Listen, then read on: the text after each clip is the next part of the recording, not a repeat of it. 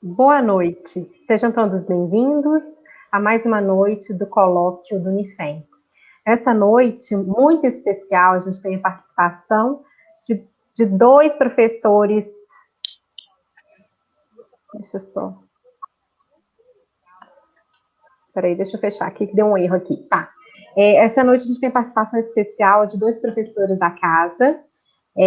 Eu vou fazer a abertura lendo o currículo, né? O mini currículo da professora. Né? Hoje o tema é os desafios da democracia, da participação popular ao procedimento. Nós temos a professora convidada, a professora Raquel Moreira. Ela é mestre em Ciências Sociais pela Universidade do Estado do Rio de Janeiro, em 2020, professora de Ciências Políticas do curso de Direito do Unicem, presidente do Partido Socialista Brasileiro de Sete Lagoas, Minas Gerais. Suas principais áreas de estudo são teoria democrática, comportamento parlamentar, lobby. Atualmente investiga a interferência parlamentar nas políticas empresariais. E como debatedor, né, o nosso mediador, o professor José Antônio Carlos Pimenta. Ele é doutor em Direito Público pela PUC Minas, mestre em Educação Tecnológica pelo Cefet, Minas Gerais, e tem a graduação em Direito. Então, seja muito bem-vinda, professor da casa, né, com a disciplina de Sociologia e... Agora, né, Filosofia. Filosofia, desculpa, professor, Filosofia, acabei me confundindo. Sejam muito bem-vindos. A palavra é de vocês. Professora Raquel, professor Pimenta. Boa noite a todos e a todas. É uma honra novamente estar aqui. Acho que o colóquio está sendo um sucesso pela participação de todos. Hoje de manhã nós fomos brindados, né, com o professor Bioto. E hoje nós teremos aí a professora Raquel, né? Raquel, fique à vontade, a casa é nossa. Obrigada, professor Pimenta, professora Luciana. É um prazer enorme estar aqui conversando com vocês. Eu queria agradecer pela oportunidade, né, pelo espaço que o Unifem está dando para a gente conversar sobre esses temas que são tão importantes e tão necessários. É fundamental, né, que a universidade faça esse trabalho, né, da gente conversar com a sociedade. E eu espero realmente que todos se sintam muito engrandecidos com as conversas que a gente está tendo aqui, né, nesse colóquio. Queria agradecer também a professora Carolina Schettino, que deu, né, a ideia, incentivou a gente a fazer esse colóquio. Como coordenadora, ela deu toda a força, né, para que esse colóquio fosse possível. E ao professor Hugo Prado também, né, que organizou esse colóquio com tanta perfeição, né? Então, estou muito feliz com o resultado, né? Já com o resultado que a gente está tendo, com a participação, com os nossos convidados. Eu estou muito feliz com esse colóquio, né? Então, queria agradecer também para a audiência, né? A gente estava brincando que a gente sabia se era telespectador, ouvinte, né, professor? Então, queria agradecer a audiência, né? Então, acho que assim fica mais fácil. Eu escolhi, né, a gente conversando, né, no nosso grupo, eu escolhi falar sobre democracia hoje. Democracia é um tema bastante complexo, né? Como a gente estava conversando com o professor Vimento agora mais cedo por telefone, é um tema que está sendo discutido há 250 séculos só no Ocidente, né? Então é um tema que demanda muita discussão e não vai ser, né, nessa conversa que a gente vai resumir, vai encerrar essa discussão, tá? Não é isso que eu pretendo. E é incrível como que depois de 2.500 anos discutindo só esse tema, ele continua quente, continua sendo importante, continua sendo demandado, né, na sociedade. Então, eu escolhi falar sobre democracia porque é um tema que ainda hoje a gente precisa falar sobre, e cada vez mais, principalmente aqui no Brasil, né? A gente entende que democracia é o governo do povo, né? Resumidamente falando, é isso que se compreende como democracia. Mas quanto mais a gente aprofunda, quanto mais a gente estuda, quanto mais experiências, a gente passa a entender que não é só isso, que é muito mais do que isso. E democracia, por mais que possa ser hoje algo dado, né, hoje se compreende democracia como algo certo, algo que todos querem, não necessariamente todos, né, recentemente, cada vez mais, existe uma demanda de um grupo minoritário pela volta do regime militar. Mas, apesar disso, hoje a gente entende que democracia é um regime tido como o melhor possível para se ter governo, tá? Mas nem sempre foi assim.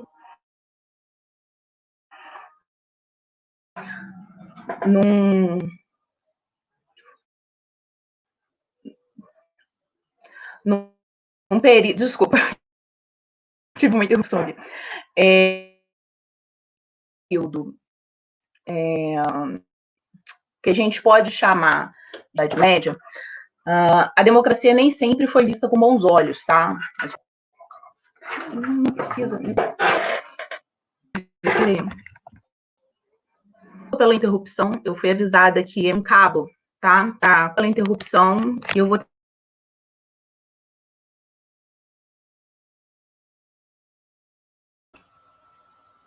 Raquel, está picotando um pouco mesmo.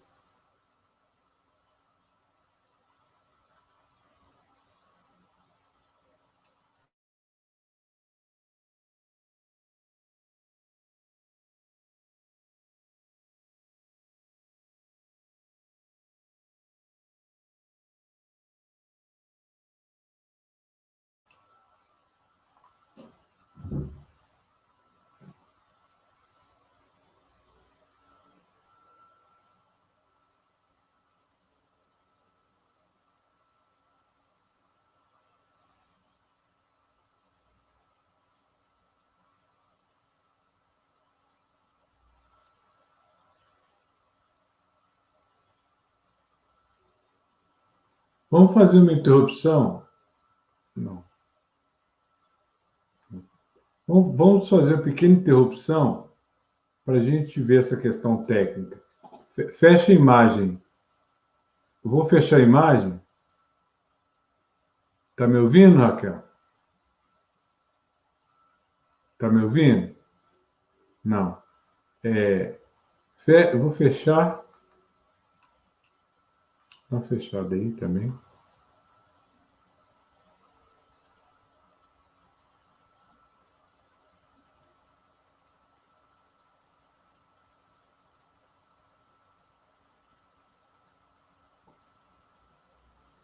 Deixa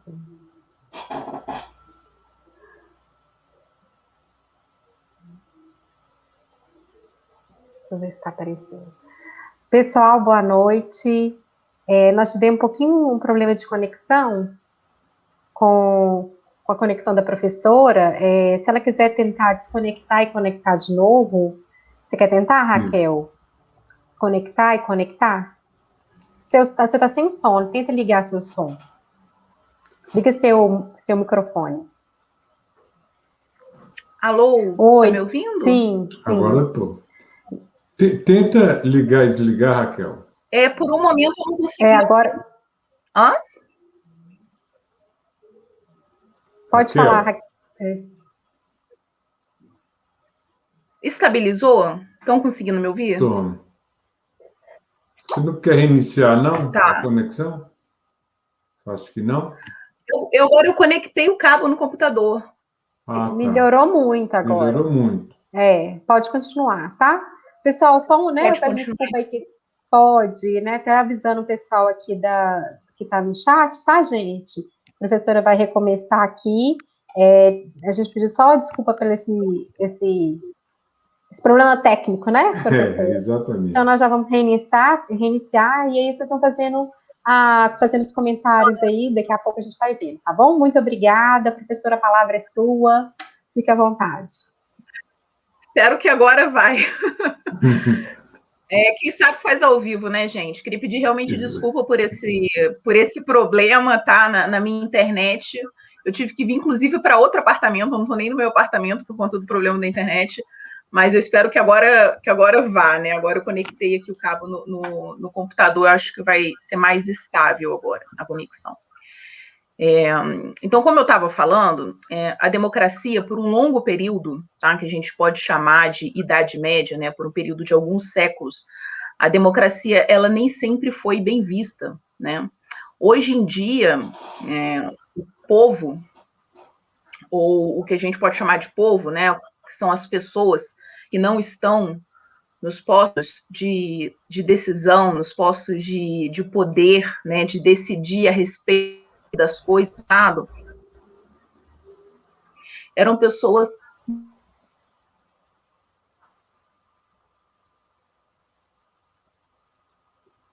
muito menos instruídas, com muito acesso, né, com muito menos capacidade de acessar as discussões. Nietzsche, né, parecia bastante aterrorizante que esse povo tomasse das questões do Estado, das decisões, né, do Estado, de como o país deveria ser gerido, né? A democracia, por um longo período, ela foi muito mal vista. Tá? Era natural. Uma coisa que não daria certo de forma, que levaria ao colapso das nações. Tá? Com o passar do tempo, com a invenção, por exemplo, da imprensa e de outros mecanismos, né, de acesso, de aglutinação do povo, com a ida das pessoas aos burgos, né, que são as pequenas cidades, as pessoas passaram a sair um pouco da sua esfera pessoal, da sua área de controle, e começaram a ter contato com mais facilidade, ter mais acesso às questões públicas. Né? Então, começamos a ter muitas transformações, muitas revoluções, e a partir daí a ideia da democracia começou a se popularizar novamente. Tá? A gente tem até um livrinho que se chama Democracia na América, do Tocqueville, em que a democracia, da forma como a gente compreende hoje, era uma novidade. Né? Então, esse processo de popularização da democracia, ele é recente, historicamente falando, tá? Apesar de se discutir democracia há muito tempo. Só que democracia, ela tem algumas nuances, né? Algumas dimensões, tá? Que são debatidas e que são discutidas ao longo da história. Uma dessas dimensões são as regras da democracia, né? Quem é o povo? Quem tem direito a voto? Como esse voto é feito? Como eleitos representantes? Isso que a gente chama de procedimento, que são as regras do jogo. E uma outra dimensão é a dimensão da participação popular, e aí eu poderia incluir também a contestação pública. Tá? Essas dimensões, elas são discutidas ao longo do tempo, na hora de se construir o que seja democracia, tá? E eu vou trazer hoje para a gente conversar, professor, dois autores que são autores que fazem discussões clássicas na ciência política a respeito de democracia e que eu acho que são didáticos, tá? Eles levantam essas questões de forma didática para a gente compreender exatamente o que seriam essas duas dimensões, tá? De procedimento e de participação. Esses dois autores são o Joseph Schumpeter, e a Carol Pateman, tá? Eles não são muito conhecidos fora, né, desse ambiente, né, acadêmico, mas são dois autores importantes, tá? E aí eu vou começar explicando quem é o Joseph Schumpeter, do que ele fala, por que ele fala, é uma forma interessante da gente discutir a dimensão do procedimento, das regras do jogo da democracia, tá? O Joseph Schumpeter é um pensador austríaco que ele viveu no período da Primeira e da Segunda Guerra Mundial, tá? Ele teve que fugir da Europa e foi para os Estados Unidos por conta do fascismo na Europa. Oi? Qual a origem dele? Qual Exatamente. Da sua origem? E ele ficou muito assustado com isso, obviamente, né? A gente se assusta hoje não vivendo isso. Ele, na época, se assustou muito. E ele estava muito preocupado com o que ele mesmo chama de fantasma do totalitarismo, tá? Então, ele viu regimes democráticos dando origem a regimes extremamente autoritários na Europa. Ele viu isso na Alemanha, ele viu isso em Portugal, ele viu isso na Itália, e ele estava muito preocupado como que isso pode acontecer, né? Como que regimes regimes democráticos podem dar origem a regimes tão autoritários. E aí ele fala sobre esse fantasma do totalitarismo, tá?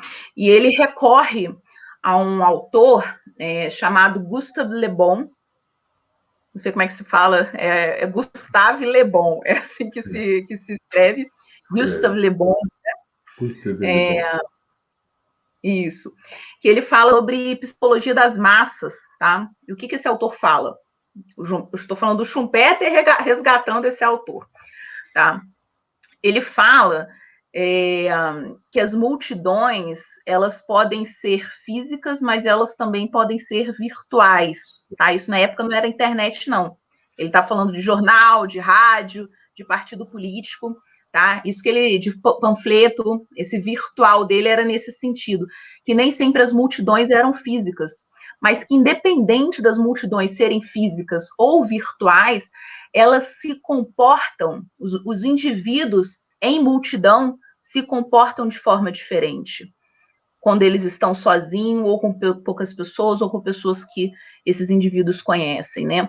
O que esse autor fala é que quando o indivíduo se coloca em multidão, ele tende a perder um pouco da sua formação, né, da sua própria racionalidade e seguir a massa, né? Ele se torna influenciável, porque e aí ele vai aprofundando, né, nessa discussão, e ele explica que quando o indivíduo ele vai para a multidão, ele se afasta do seu ponto de início, né, da sua história individual, da sua família, né, do seu círculo que ele tem mais controle, mais conhecimento sobre. E esse comportamento de multidão, ele pode ser bastante perigoso, né? Ele pode ser bastante agressivo, pode ser inclusive incontrolável, tá? Então, o que o Joseph Schumpeter fala? Ele critica o que ele chama de doutrina clássica da democracia, tá? E ele se utiliza um pouco do Rousseau. Ele fala que o Rousseau ele é um percussor do que seria uma doutrina clássica de democracia. E que nessa doutrina clássica de democracia tem duas dimensões, né, que o Rousseau trabalha bastante, que seria a vontade geral e o bem comum. E o Schumpeter fala que essas duas dimensões não existem, né, que essa doutrina clássica de democracia está errada, porque essas duas dimensões não existem, né. O Schumpeter fala que a vontade geral ela pode ser uma vontade fabricada, né, inclusive desses processos de formação de multidão, né? Você forma uma multidão, encontra ou inventa um problema, fabrica um problema, e a partir daí você cria uma multidão, né?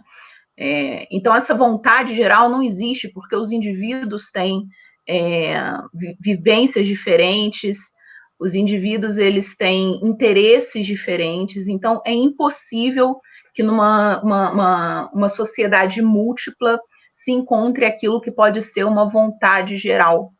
E no mesmo sentido, o bem comum também não existiria, tá? E qual que é a crítica, né, a principal crítica do Schumpeter? Que quando a gente começa a perceber, a pensar em democracia como um regime para se alcançar a vontade geral ou o bem comum, a gente abre espaço para a fabricação de multidões, né, para a fabricação de maiorias. Né? Então, você fala, esse é a vontade geral, esse é o bem comum, é isso que o Brasil quer isso, o povo brasileiro defende isso. Né? Você abre espaço para esse tipo de comportamento. E isso é muito perigoso, porque a partir desse momento você pode criar regimes totalitários que não protejam os direitos dos grupos minoritários, tá? Então, o que o Schumpeter ele propõe a partir desse momento, tá? E aí a gente fala assim que ele propõe, mas não é algo que é original, tá? Esses pensadores, eles conversam com muitas pessoas, né? Buscam fontes de muitas pessoas. Quando eu falo que ele propõe, é na hora que, quando ele está conversando, quando ele está defendendo o seu ponto. Ele propõe que a democracia, ela tem que ser um procedimento de eleição de governos. Ponto. Né? Qual que é a finalidade da democracia? Não é um problema da democracia. Né? A democracia tem que ser um momento. Eu até separei aqui uma passagem que eu vou ler para vocês. Só mais um problema técnico. Deixa eu ver aqui. Continua. Pode continuar. Está dando para te ouvir bem. Está me ouvindo? Estou te ouvindo bem. Tá. Pode Obrigada. continuar. Então, eu vou falar aqui a passagem dele, que é uma passagem que resume o pensamento dele, a proposta dele, tá? Ele diz o seguinte: assumimos agora a visão de que o papel do povo é produzir um governo, ou melhor, um governo intermediário que, por sua vez, produzirá um governo ou um executivo nacionais. Isso aí ele está defendendo uma democracia indireta, tá? Mas a ideia é o princípio, tá? Isso a gente tem que pegar o princípio do que ele está falando. E definimos o método democrático, é aquele acordo institucional para se chegar a decisões políticas em que os indivíduos adquirem poder de decisão através de uma luta competitiva pelos votos da população. Então, o que o Schumpeter ele faz nesse momento? Ele reduz a democracia a um procedimento frio, né? E é aí que a gente fala de teoria procedimental da democracia. Existem outros autores que vêm depois, inclusive o Robert Dahl é um exemplo, que começam a discutir com Schumpeter e a questionar, né, essa frieza toda na ideia do pensamento democrático, tá? A Carol Pateman, que eu vou falar logo adiante, é uma desses autores, tá? Mas o Schumpeter ele defende isso e diz que existe sete elementos dessa sua teoria que fazem com que a democracia ela possa ser reconhecida, compreendida e organizada como tal, tá? E esses 7 elementos são, o primeiro, a possibilidade de se definir critérios para a identificação de regimes democráticos ou não, né? A gente vê que ao longo, né, desse século passado, do século XX, tiveram várias guerras, né? Os Estados Unidos e outros países do Ocidente travaram várias guerras, principalmente após o final da Segunda Guerra Mundial, contra países ditos autoritários, porque esses países não seriam suficientemente democráticos, né? E aí teve aquela coisa de levar a democracia procedimental para o mundo, tá?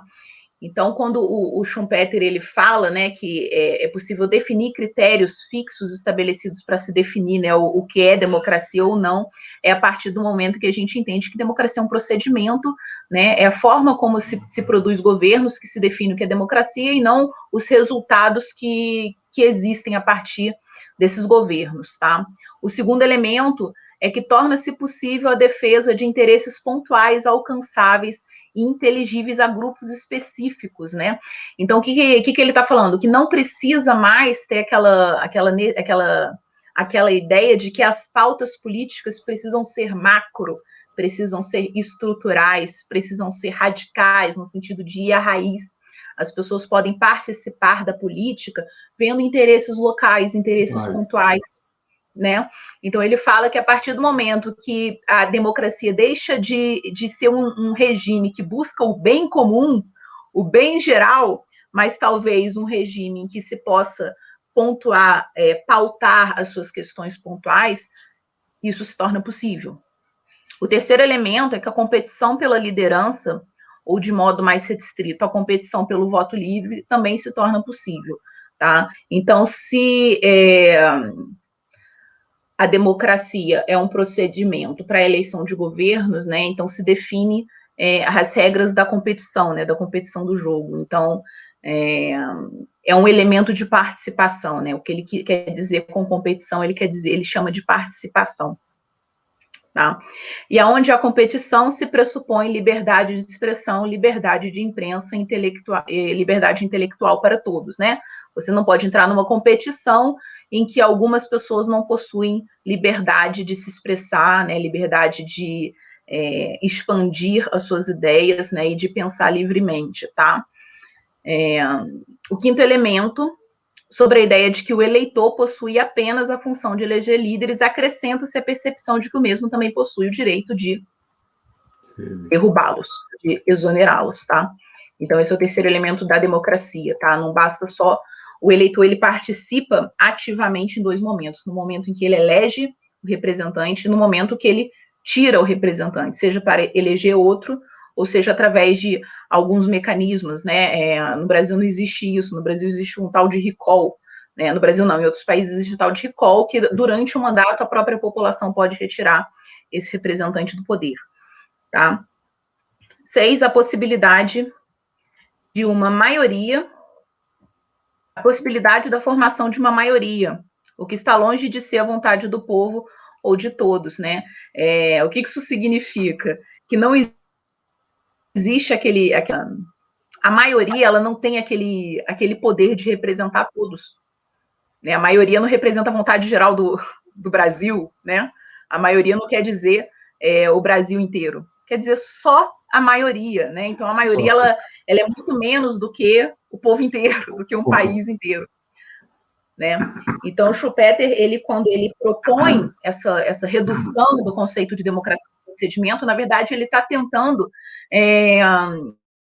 propor soluções para um problema que o amedronta, né? Que é a ação de multidões e de multidões extremamente autoritárias, tá?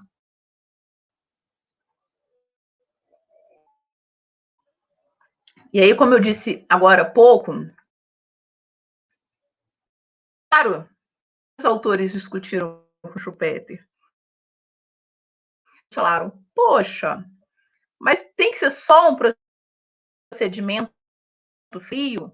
A gente não pode pensar em resultados, né, nos quais esse conjunto de procedimento, esse processo político pode gerar.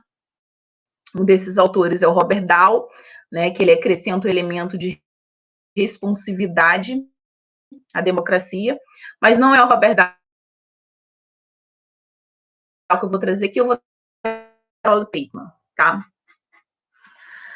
A Carole Pateman é uma britânica que está viva hoje, né? Ela é mais jovem que o Schumpeter, ela tem 80 anos, então ela pode ver o Brasil, né? O que se deu, o que está acontecendo. Ela está assistindo.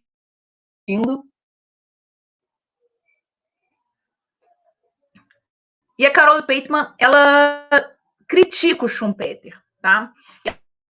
Ela critica o Schumpeter começando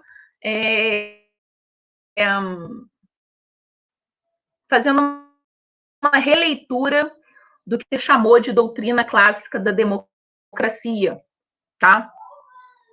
Ela diz que a vontade geral e o bem comum, como Schumpeter apresentou, nunca existiu na teoria do Rousseau, né? Ela diz que a vontade geral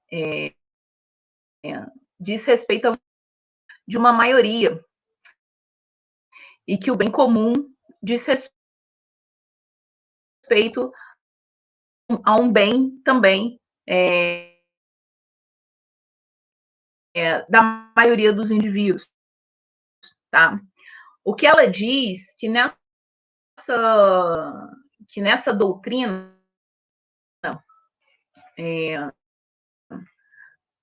clássica da democracia que o Schumpeter apresentou, ele não falou o elemento que eu considero mais importante, que é sobre o processo participativo do povo nessa doutrina clássica da democracia. Ela fala sobre a importância da participação do povo na democracia, na leitura, né, na teoria do Rousseau. E o Schumpeter ele não fala sobre isso explicitamente, né? O povo ele entra na teoria do Schumpeter como um cliente num mercado de ideias, né?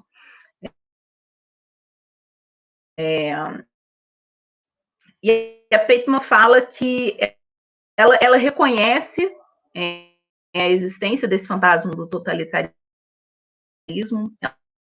ela reconhece essa tendência, né, do povo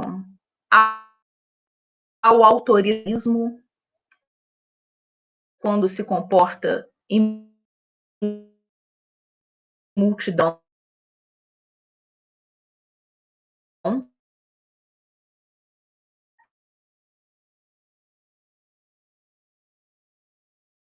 né? Ela reconhece tudo isso,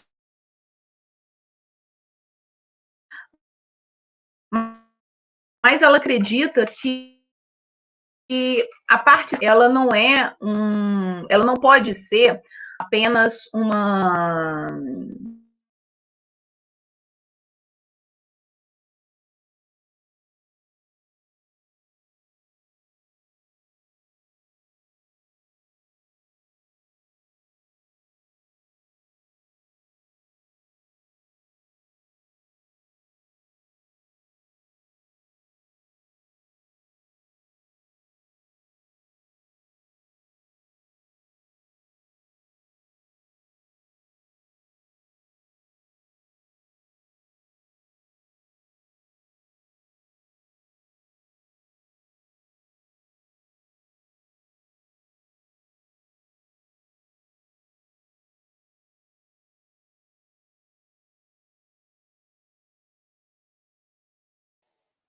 Olá, desculpa, melhorou? Foi, né? Perdão, gente.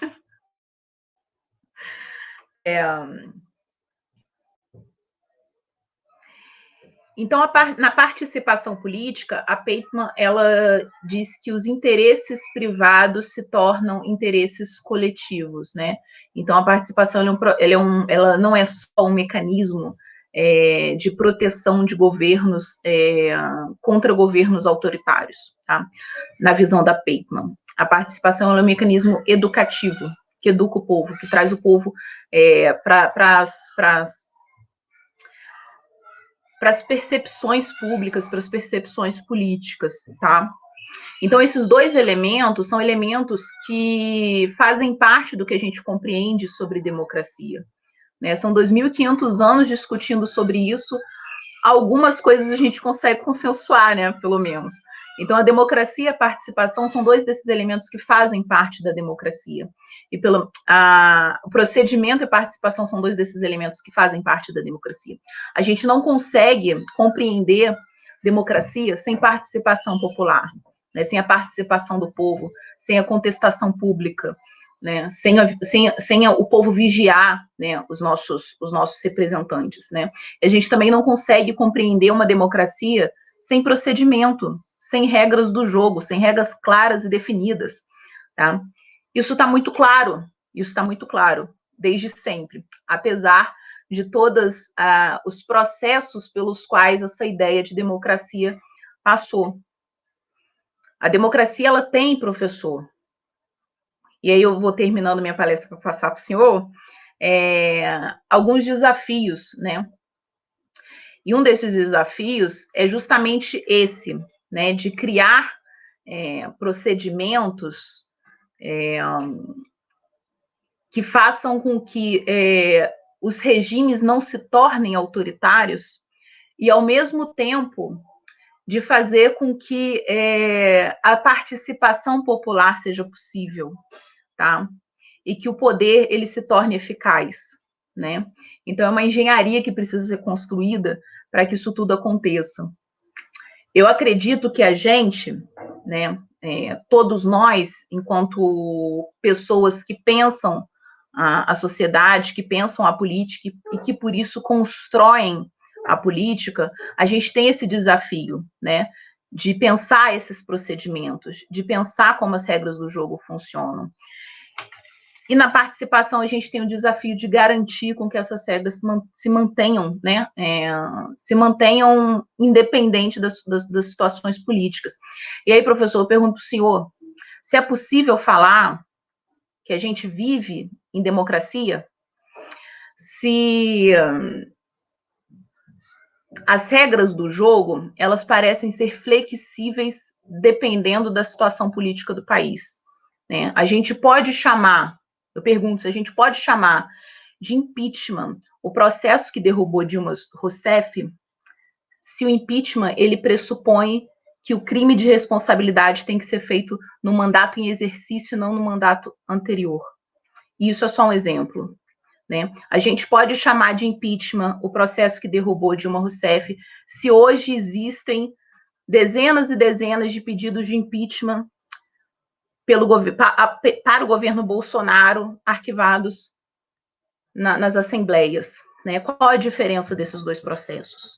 A gente sabe que, por exemplo, o impeachment é um processo jurídico e político, mas é jurídico e é político. Então, como que a gente pode chamar de impeachment algo que é político, né? Que é relativo, tá? Então, eu queria perguntar também se a gente pode dizer que nós temos participação popular, quando a participação popular só é ouvida quando projetada por grandes meios de comunicação, né? Às vezes são minorias que estão demandando determinadas bandeiras, mas essas minorias elas ganham status de maioria dependendo da sua projeção, tá? Na mídia, né? Nas mídias de massa, né? Então, como é que a gente pode dizer que nós temos participação se os efeitos dessa participação também só existem dependendo quem projeta, né? Essas participações. Eu acho que a gente, professor, está vivendo num momento de muita instabilidade, né? Eu dei uma aula ano passado para uns alunos do terceiro período, e eles me perguntaram, né, se a gente estava vivendo numa democracia ou não. E eu falei que é difícil responder isso. E só por ser difícil já mostra o perigo do momento que a gente está vivendo, né? Alguns anos atrás parecia ser muito claro que a gente vivia numa democracia. Hoje em dia, a gente está num momento de muita instabilidade, e não só de instabilidade política, mas de instabilidade conceitual, se a gente pode esticar o conceito ou reduzir o conceito para utilizá-lo politicamente da forma como a gente quer, a gente está num momento de muita instabilidade, né? Então, depois de todas essas reflexões que eu estou trazendo, né, aqui para a gente conversar, eu gostaria de perguntar para o senhor, a gente vive, tem como a gente definir isso? Quais são os nossos desafios?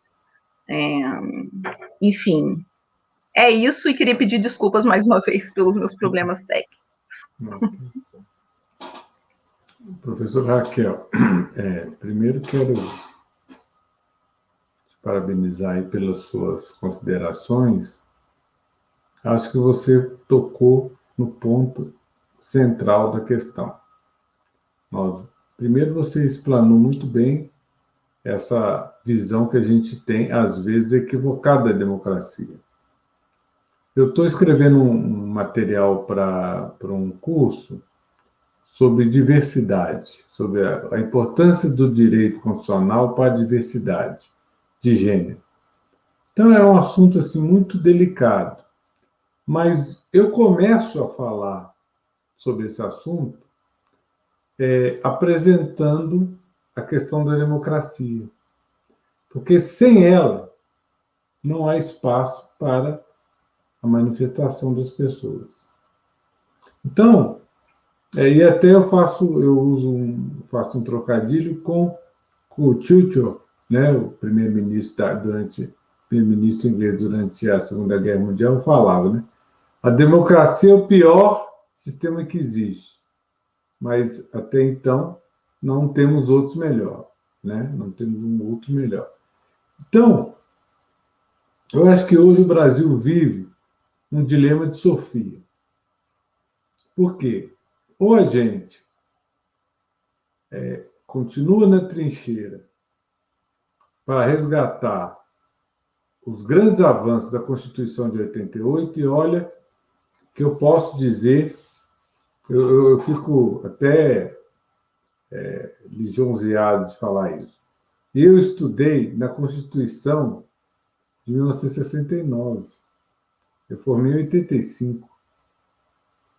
Então, eu assisti, enquanto advogado, enquanto estagiário, pessoas ser presas sem ter direito nenhum. O cara era preso, pronto. Que documento de identidade era carteira de trabalho. E aí, eu ainda tive uma outra sorte, porque em 1985, o ex-ministro da Cultura, Aloysio Pimenta, que não é meu parente, ele era presidente da Fundação João Pinheiro e foi ser ministro do Sarney. E aquelas coisas da vida, eu acabei indo para o Ministério para trabalhar na assessoria afro-brasileira que ele criou. Então, eu participei em 85, em 86 e uma parte de 87 dos trabalhos da Assembleia Nacional Constituinte, assessorando a Comissão do Índio e do Negro. Então, pela primeira vez na minha vida, eu me deparei com a participação popular. São o movimento negro, os movimentos LGBT,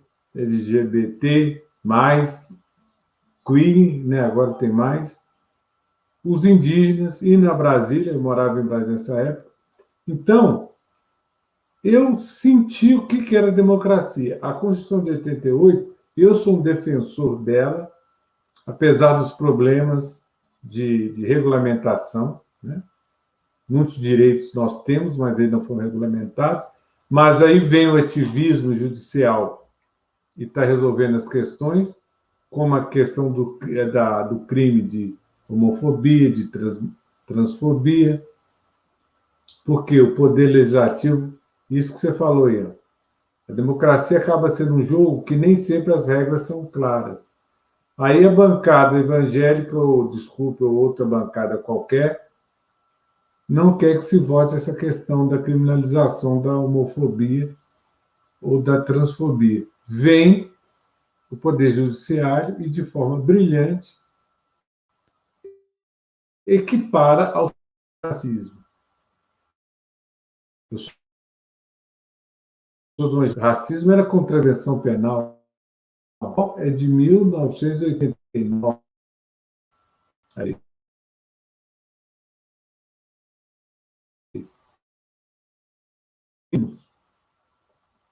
A participação dos movimentos sociais, da sociedade civil, da OAB, do Instituto da Imprensa, né?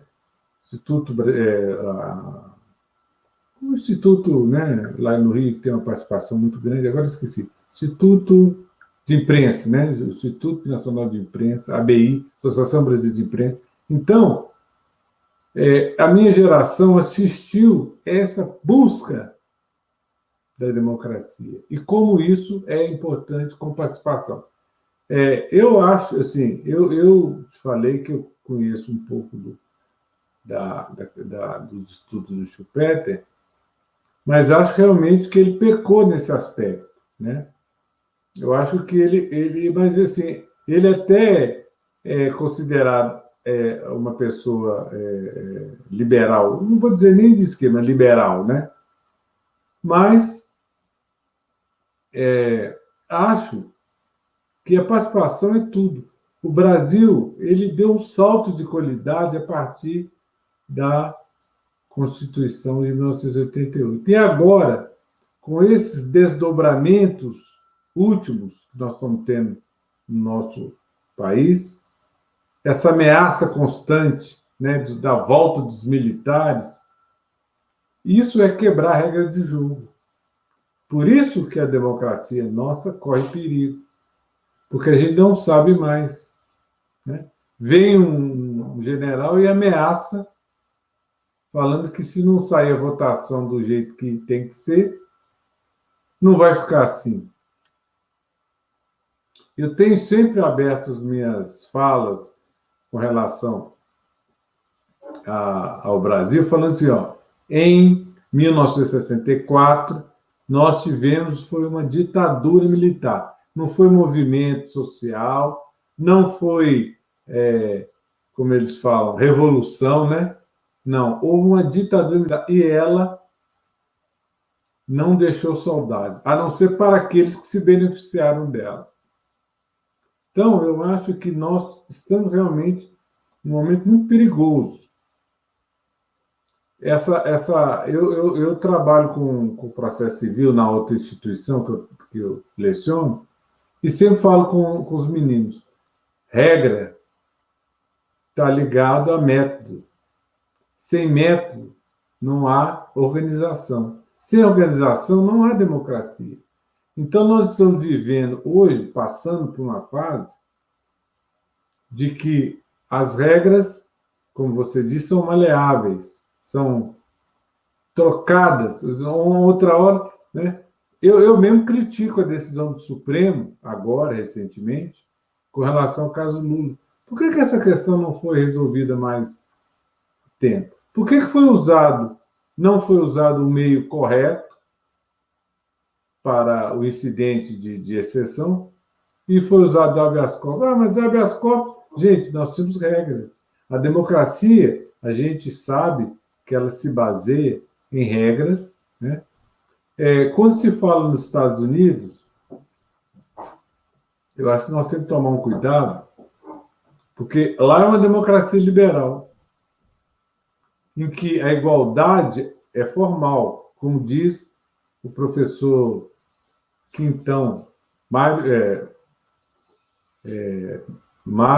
Soares Quintão, foi meu orientador na PUC. Ele fala assim, a democracia liberal, a igualdade na democracia liberal, ela é relativa. Mas quando se observa as regras, Mário Lúcio Quintão, isso, Luciano, eu sei que vocês são amigos, ele foi meu orientador, o conheço há mais de 30 anos, nós somos colegas lá da PUC, adoro o Mário Lúcio, sou apaixonado por ele sabe? E ele por mim também, pela minha mãe.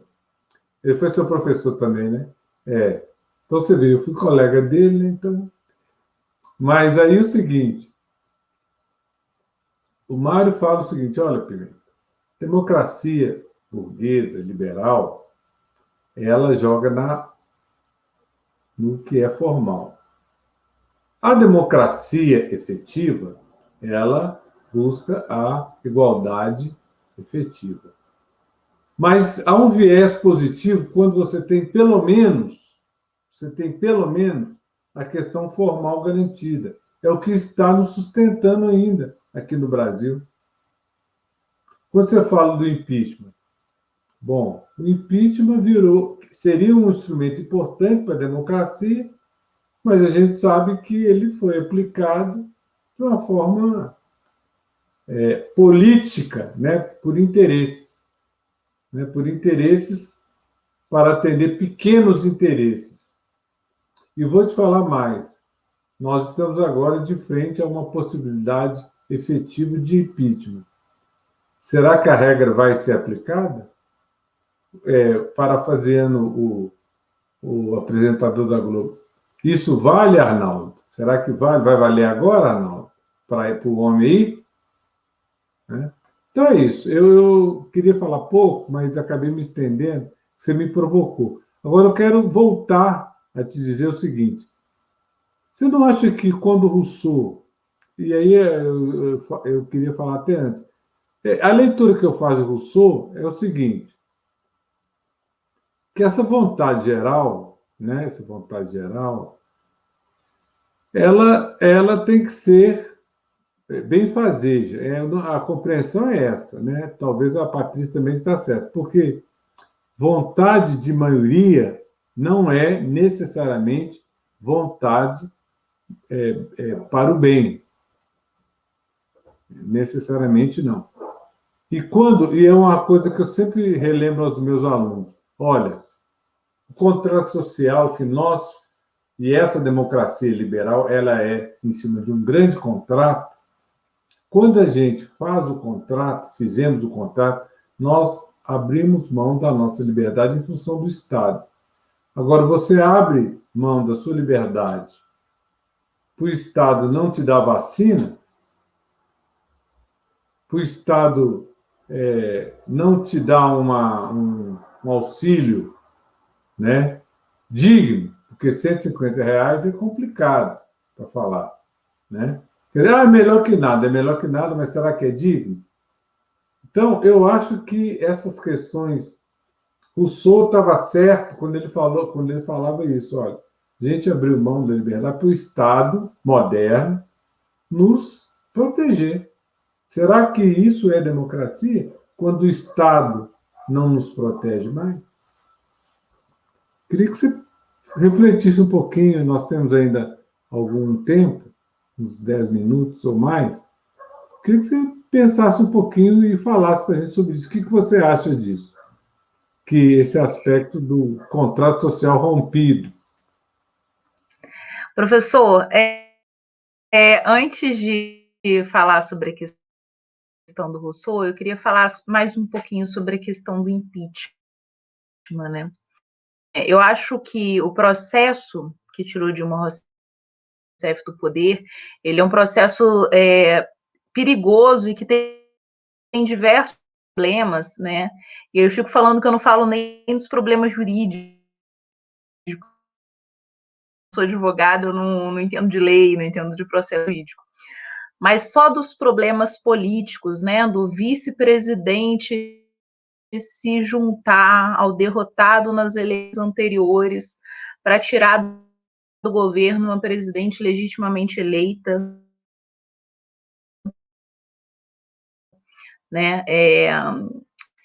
Só o processo político já mostra todos os vieses, né? Todos os temas desse processo que tirou Dilma Rousseff do poder.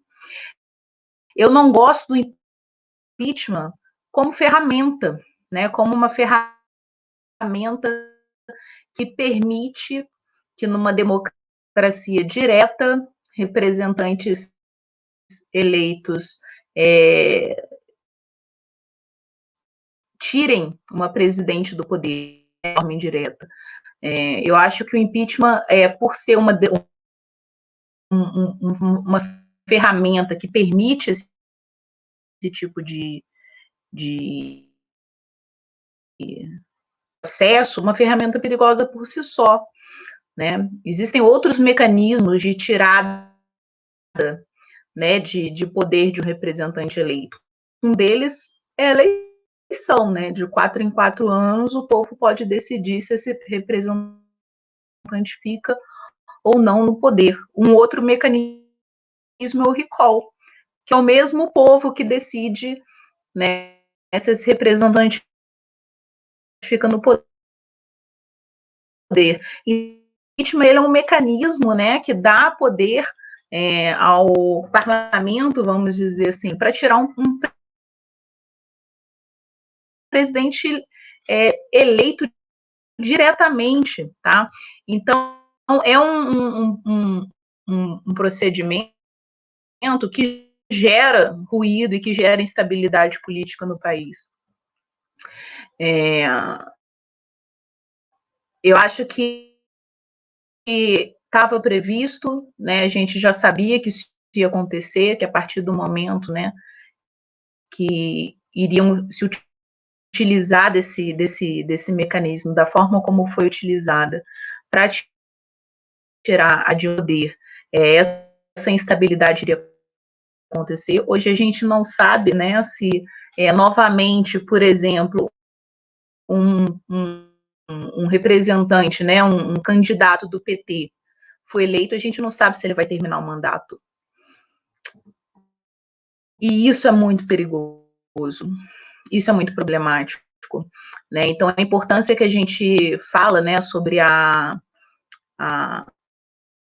proteção das regras do jogo é por isso, né? Como é que a gente vive numa democracia? A gente não tem essa certeza, né, que um representante eleito pelo povo termina ou não o mandato, dependendo de como vai estar as regras do jogo, né? Cultura. E sobre a questão do Rousseau,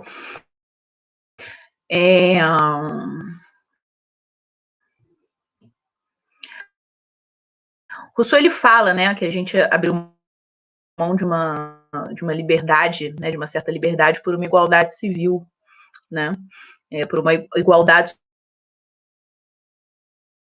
suficiente, tá? Tem outro autor que fala que não é o suficiente, né, que a gente precisa de uma igualdade, de uma liberdade humana.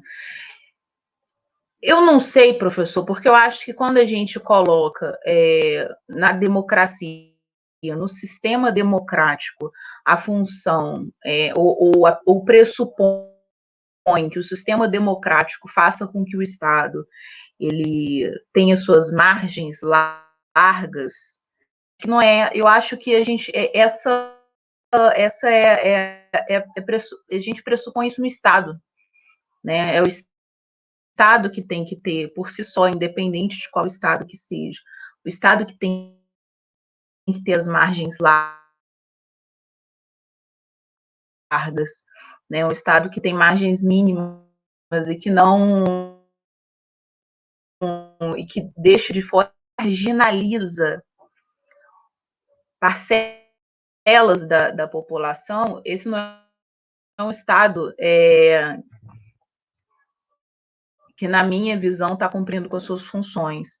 Então, eu acho difícil falar assim sobre democracia quando a gente tem um Estado que não tem margens largas, né, que marginaliza uma determinada parcela da população, que essa parcela da população, por analisada, acesso, né, aqueles direitos, né, aquela igualdade que é necessária por uma competição política pelo poder.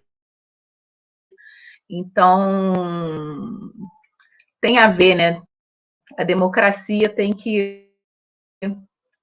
O Estado, numa democracia, ele tem que ter margens largas, tá? Mas eu acho que são coisas dadas, né? Mas que não necessariamente,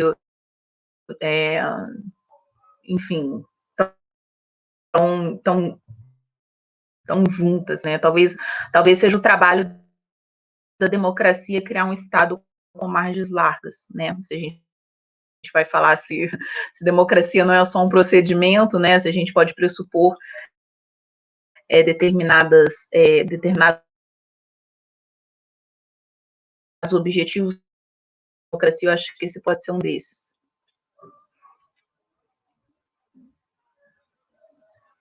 Sim, Raquel, nós estamos te ouvindo bem. O senhor quer falar mais alguma coisa? Eu queria só fazer uma pequena colocação com relação nós não podemos ser ingênuos com relação à democracia liberal. Eu acho que isso é importante. A democracia liberal, ela não é boa, ela, como diz o ex-ministro inglês, mas ela é o que temos por hora. Melhor ter essa democracia do que não ter nenhuma. Mas acho que essa coisa que a Patrícia, sua autora, apresenta, Coleman, né? Coleman. Carole Pateman. Pateman. Caroline Pateman, né? Ela diz Carole. Sacode Carole. Caroline. Quando ela fala de que tem que ter uma questão de ensino, né? Quer dizer, o processo tem que nos levar também ao ensino. Acho que nós estamos avançando até o governo Dilma. A participação das comissões, né? Os próprios conselhos, a proposta dela, né, dos conselhos legislativos, né? Haviam ideias, não sei se iam funcionar ou não, mas ideias que eram uma forma de ensinar ao povo a questão da participação. Mas essa onda conservadora, e aí eu fico à vontade para falar, essa onda conservadora, ela emburreceu, principalmente um bom segmento da sociedade jovem. E ela revelou também um outro grupo da minha geração que sempre foi autoritário. É aquele grupo, aquela geração que não passou bem pelo tempo dos hippies. Vocês não lembram dos hippies? Os hippies eram ótimos, né? Os hippies eram os caras mais doidos que existiam, né? Vida alternativa, usar droga, etc e tal. Bom, não estou falando que seja bom usar droga, mas estou falando que eles buscavam um conceito de liberdade e igualdade bem diferente do nosso, ou dessa geração.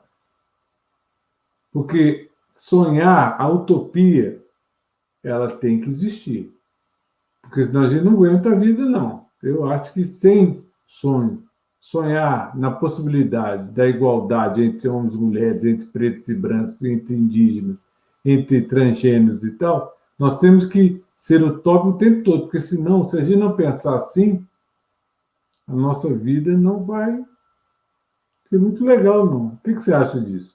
Eu encerro por aqui, só pondo essa batata na sua mão. Você acha que a utopia, o sonho acabou? Será? Não. O que você acha? A utopia professor, professor, a gente aqui eu apresentei 2 autores mesmo liberais, né? A gente está falando de democracia liberal, que é a democracia liberal, que a gente vive, né? Claro. E como eu disse, né, no início, que a democracia liberal ela não pressupõe, ela não permite processos revolucionários, processos macro, processos de discussão a respeito das estruturas socioeconômicas do Estado, né? A democracia liberal ela não suporta esse tipo de discussão, esse tipo de subversão das regras estabelecidas, né? Ela não dá conta desse tipo de movimento, tá? A democracia liberal é uma democracia insuficiente, tá? Assim como acho que todos os regimes, né, de governo, a gente sempre está correndo atrás de alguma coisa, a gente sempre está tentando, quando acaba uma coisa, a gente tenta outra e tenta outra, né? Então, a nossa democracia é uma democracia insuficiente, ela não dá conta de todas as demandas da sociedade, ela não dá conta de todos os sonhos, de todos os anseios sociais, né? Eu não acho que acabou, não, eu acho que tem gente que ainda pensa isso, sabe? Eu acho que se torna cada vez mais difícil esse tipo de processo ele acontecer, né, quando a gente vê o crescimento da democracia liberal no mundo, né, mas não que não exista, né, não que não exista É aquilo, né? A gente não, acho que não existe uma ameaça comunista no Brasil, né? Talvez Não, pudesse, quando não, existiu a União não, Soviética, né? Quando não. existia essas coisas. Acho que hoje em dia não existe essa ameaça, né? Essa Nem ameaça ao nosso. Cuba quer saber da gente. Nem Cuba quer saber da Hã? gente mais. Nem Cuba não quer saber mais da Não, gente. isso, Não. isso não existe mais, tá? Mas eu não acho que acabou. Eu acho que tudo é possível. Peraí, Tem acho que uma tem uma pergunta pergunta.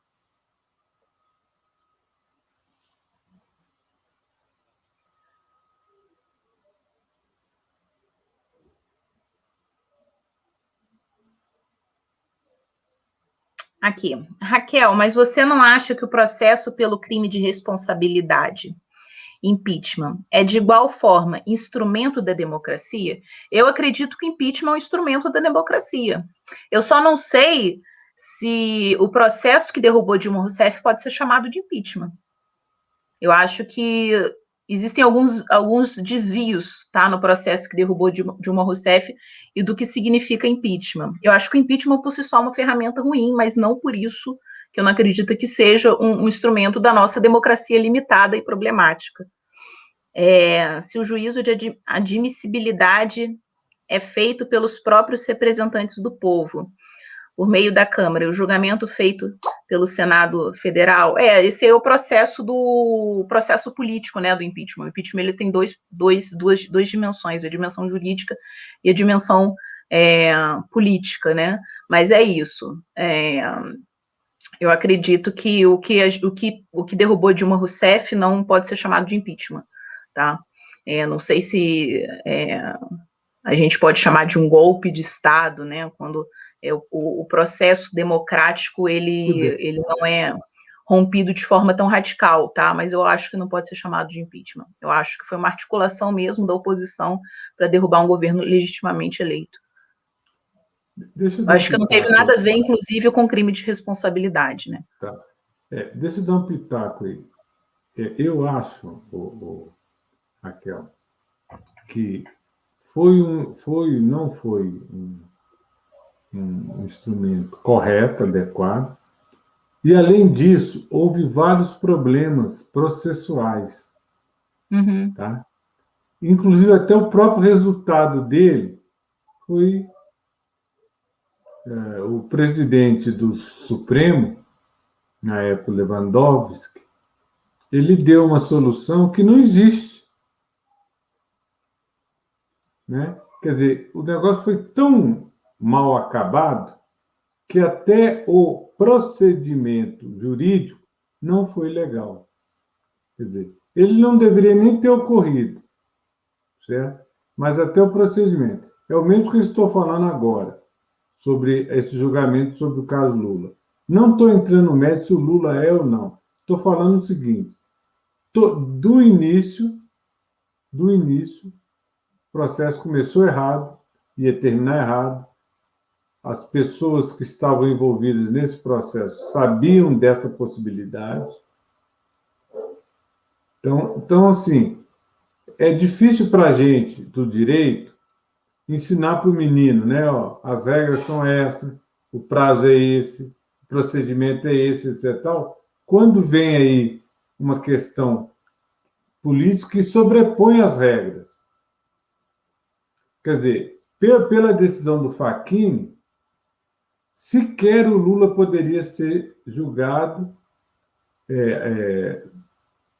denunciado e julgado lá em Curitiba. Quer dizer, já começou daí. Por isso que o processo tem que ser anulado. Agora, é interessante, né? Passou por duas instâncias superiores e para chegar na última e aí falar, não, está tudo errado, está tudo anulado. É isso que me apavora, porque eu estou ensinando processo civil para os meus meninos aí.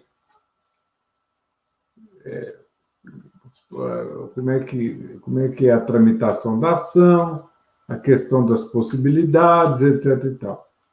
São regras fundamentais para entender como funciona o poder, a aplicação da justiça no Brasil. E aí há uma bagunça, eu vou dizer, não tem uma impressão, umas contradições que acabam nisso, quer dizer, o processo era nulo de pleno direito de raciocínio. Se o juiz Sérgio Moro não era competente, por que se manteve isso? Aí que você me dá a resposta do seu ponto de vista político, que a democracia nossa, formal, ela atende a interesses partidários ou corporativos, nunca os interesses do bem comum, do interesse lá dito por Rousseau. Né? Então, eu acho que isso que é complicado. O juízo da admissibilidade, a Cássia está falando assim, sobre o processo de Lula, sem dúvida nenhuma foi absurdo. O fato é que o Sérgio Moro teve sua suspeição declarada, erros de morte no devido processo constitucional. Pois é, gente, então eu fico pensando assim, será que levaram 5 anos para os ministros aí dos tribunais superiores perceberem isso? Precisou levar 5 anos? Esquisito isso, viu? O que você acha, Raquel? Do seu ponto de vista político, não estou te perguntando juridicamente, estou perguntando politicamente. O que você acha? Ai, professor, acho tanta coisa. Então fale. Eu volto ao início da nossa conversa, né? A gente tem desafios, grandes desafios, né? E um desses desafios é o fortalecimento das nossas instituições. E aí, quando eu falo de instituições, eu falo do conjunto de regras também, né? Do conjunto de regras que nos guia, das instituições que fazem com que são responsáveis por preservar esse conjunto de regras. A gente está num momento de instabilidade política, de instabilidade conceitual. Isso significa também um momento de enfraquecimento dessas instituições. Eu não gosto de fazer futurologia, nem de, enfim. Eu acho que a gente está realmente num momento perigoso, que a gente tem que ficar atento. Inclusive, eu queria parabenizar mesmo a Unifem por essa possibilidade, por essa oportunidade da gente estar discutindo esse assunto aqui, porque realmente é perigoso, né? É isso que eu falei. A gente não sabe se o próximo presidente eleito do Brasil vai terminar o mandato. A gente não sabe como que isso vai degringolar. A gente não sabe quais são as consequências, né? Desse tipo de comportamento, desse tipo de enfraquecimento das instituições. Essas instituições, elas estão sendo enfraquecidas, eu acredito que por uma falha realmente nos nossos mecanismos, né? Mas também por uma crescente descrença da população nas próprias instituições, tá? E aí pode ser até um círculo que se retroalimenta, né? A população não confia nas instituições, as instituições se enfraquecem, por isso a população não confia, né? E isso é muito perigoso. A gente tem que achar uma forma de romper esse círculo, né? De respeitar as nossas instituições, de fortalecer as nossas instituições. As instituições precisam ser respeitáveis, né? Respeitadas e respeitáveis. Respeitáveis. Né? Então, são desafios que a gente tem pela frente, são desafios. É isso, né? A sua geração, né, lutou pela Constituição de 88, né? E a gente está lutando para manter, né? Para continuar. A gente nunca para, né? A luta nunca para, os processos políticos nunca param, e é isso que a gente está enfrentando hoje, né? Esse momento de instabilidade. E os momentos de instabilidade, eles podem ser muito assustadores, mas eles podem ser muito positivos, né? São nesses momentos que as ideias surgem, que as reflexões, elas florescem. Então, a gente tem que aproveitar realmente as discussões, as ideias, a gente tem que aproveitar todas essas dúvidas, esses medos, e tentar produzir, né? Produzir algo positivo a respeito disso tudo. É isso aí.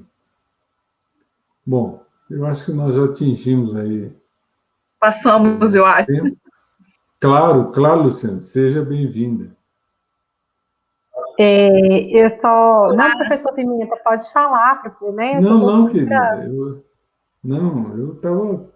Você veio nos brindar aqui com a sua presença para fazer o encerramento com chave de ouro, com certeza. Ok, não, eu vou só agradecer, apesar do, né, eu peço desculpa aos nossos internautas, alunos, à comunidade, a gente teve um problema técnico, mas o brilhantismo, as ideias, o debate foi muito importante para a gente levantar a discussão.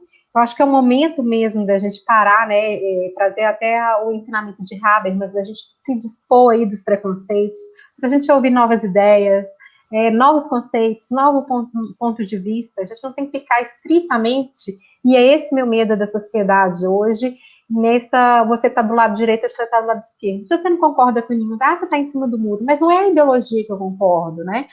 Então, será que a gente não pode ouvir o outro lado? Será que a gente tem que se atacar, né? A gente fala muito isso nas soluções de conflitos. A gente tem que separar o problema das pessoas. E aqui a gente está tratando de um grande problema, que é a questão da democracia, como fortalecer, como a continuidade dela, o grande valor que ela tem, e aí, né, e não ficar com ideias, essa guerra, parece que a gente está vivendo em grandes fases de conflito. Então, né, no meu ponto de vista, com todo respeito aos brilhantes palestrantes, é isso mesmo, essa discussão é pertinente, eu acho que todos os autores que, né, depois a professora pode deixar, Schumpeter, esse do Gustavo, né, Psicologia das Massas, eu acho que é importantíssimo para a gente entender como que funciona, como que a moral, né, se a gente vê esses movimentos, ela nivela por baixo, como que, né, aquela questão da boiada, da gente fazer reflexões para a gente não se perder nesses movimentos, às vezes sem fundamento, apropriando de discursos que a gente não fez nenhuma reflexão mais aprofundada. Então, Gustavo Le Bon, então acho que é extremamente importante. Essa questão, eu acho que o professor até falou de levar a democracia, né? Por exemplo, hoje até vou fazer a gente está na véspera aí do dia 21 de abril, que a gente comemora a Inconfidência Mineira, que teve um fator importante dentro da história brasileira, justamente quando a gente pensa na liberdade, né? O primeiro fator aí para um dia a gente conseguir consagrar a democracia. Então é hora da gente ver os valores, né? Não vou criticar, tem várias informações sobre o movimento, mas ele teve buscando a autodeterminação dos povos, que eu acho que é importantíssimo, o direito da gente autogerir, da gente escolher como que a gente quer, né? Da mesma forma, né? Eu estou trazendo para o meu lado de direito internacional, mas é o princípio da não intervenção. E a gente vê alguns estados no âmbito mundial, né, querendo levar a democracia para o outro. Peraí, qual que é a forma que a gente quer? Então vamos ver o que a gente busca como sociedade, como implementar como sociedade. Então eu né, adorei, eu acho assim que não é porque falou de, defendeu que a questão né, foi contra o impeachment, foi a favor do julgamento, não é, eu acho que a gente não pode levar isso, fulano né, esquerda, direita, eu acho que a gente tem como, do meio acadêmico, como pensadores, a gente tem que ir muito mais profundo, a gente sair um pouquinho dessa questão, porque quando a gente defende partido, eu acho que a gente está muito na esfera da paixão, então vamos refletir. Esse é o meu convite, né, para todos, e agradeço enormemente aos professores, eu fiquei super feliz de estar aqui com vocês, né? Eu não vi se tem mais alguma pergunta. Agradeço a todas, né? Eu tenho os agradecimentos aqui à Unifem, né? A professora Raquel, professor Antônio, eu agradeço ao professor Hugo, a professora Carol Esquetino, a todos vocês né, que pensaram, imaginaram e realizaram esse grande evento, que é um momento de reflexão aí que a gente está precisando. Já que a realidade, né, o professor falou, a gente fez o contrato social e agora a gente está esperando a nossa vacina, a gente está esperando os jeitos, e a gente está vendo, muitas vezes, a gente está dando passos para trás. Né? Então, não é porque você não é do partido, enquanto a gente pensa de país, a gente tem que mudar, né? Passou o período da eleição, a gente tem que pensar em Projeto Brasil, né? Vamos efetivar isso de uma forma digna aí. Então, muito obrigada. Eu agradeço, se vocês quiserem fazer mais uma consideração final, muito obrigada a todos. Professor Pimenta, gostaria de falar alguma palavra, professora Raquel. Eu quero só agradecer. Pode falar, professor. Damas primeiro. Tudo bem. Eu só gostaria de agradecer mais uma vez a Unifem pela oportunidade de a gente estar conversando isso. É realmente importante e a gente precisa ter coragem de falar sobre isso, né? A gente passou por um momento de muita agressão, né? De agressão verbal. A gente não pode conversar com as pessoas. A gente tem que parar, tem que refletir, tem que conversar a respeito das ideias, a respeito do que a gente quer para o Brasil, a respeito de como os problemas devem ser solucionados, né? Então, queria agradecer a Unifem pelo espaço. Parabenizar pela coragem, né, de um colóquio de pensamento político e jurídico num momento de muita instabilidade e de muita polarização política, tá? Dizer que esse colóquio é importante, que essas discussões são importantes e que é excelente, que é muito bacana que a Unifem esteja realizando isso aqui. Queria agradecer ao professor Luciano também por ter acompanhado a gente, pedir desculpas mais uma vez pelos meus problemas técnicos, eu juro que eu tentei resolver aqui, espero que isso não tenha atrapalhado muito. Agradecer ao professor Pimenta pela conversa, pelas provocações, espero que essa noite tenha sido instrutiva e divertida. Obrigada. Eu também só quero agradecer a Unifem, na pessoa da Luciana, e falar o seguinte: nós temos que mudar o perfil dos nossos jovens. Os jovens têm que ser jovens, querer mudança, querer o melhor, né? Não é esquerda ou direita, mas ser jovem, acreditar na mudança, acreditar no futuro, porque senão, sem utopia, não há futuro. É isso. Muito obrigado.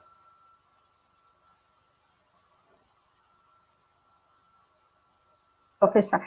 Então, assim, encerramos essa noite, encontramos novamente na quinta-feira, que vai ter continuidade, né, tanto quinta-feira de manhã quanto quinta-feira à noite. Então, ótimo feriado a todos, né, de bastante leitura, tem muitas reflexões a serem feitas. Obrigada e boa noite. Boa noite.